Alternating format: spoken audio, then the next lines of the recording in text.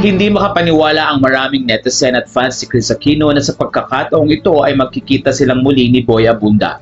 Halos 2 years na sa Amerika si Kris at doon nga ay patuloy na nagpapagaling at nagkakaroon ng medication. Marami rin ang natuwa dahil napakaganda ng lugar na kung saan ay nakatira si Kris Aquino. Natutuwa din ang marami dahil consistent si Mark Leviste sa pag-assist kay Kris. Kaya naman isang kwento ang sinabi ni Kris habang kinukunan sila ng video ni Mark Leviste sa interview with Kris and Boy Abunda. Narito ang kwento ng Queen of All Media. Hindi namin pwedeng pagalitan dahil hindi naman siya DOP or Director of Photography.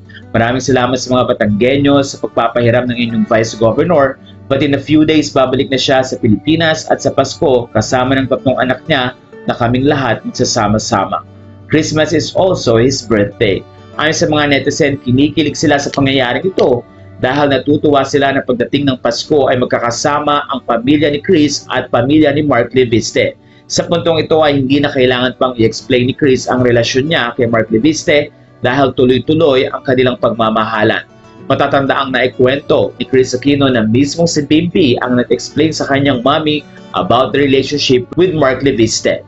Napatunayan din ng mga netizen na maayos ang intensyon ni Mark Leviste kay Kris at hindi nga ito political or ano paman dahil very consistent ang nasabing Vice Governor na bantayan at alagaan si Kris Aquino kasama ng family nito.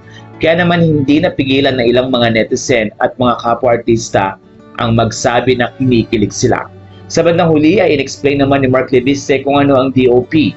Ayon kay Mark Leviste, DOP in the film and TV industries mean Director of Photography, aka cinematographer or the person who operates the camera. Hindi daw ako pwedeng pagalitan dahil hindi naman ako expert or professional, pero sabi ni Madam, may potential.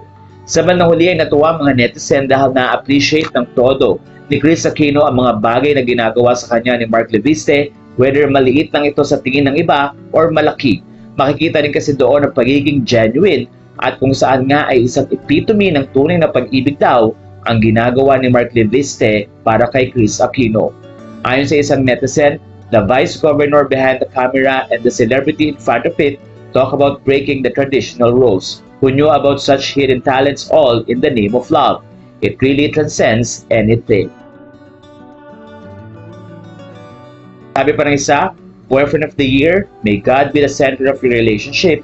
Thank you for taking good care of Miss Kris. At puri din ng ilang mga netizens si Mark Leviste dahil all around daw ito. Sabi ng isang netizen, all around po kayo, galing-galing po.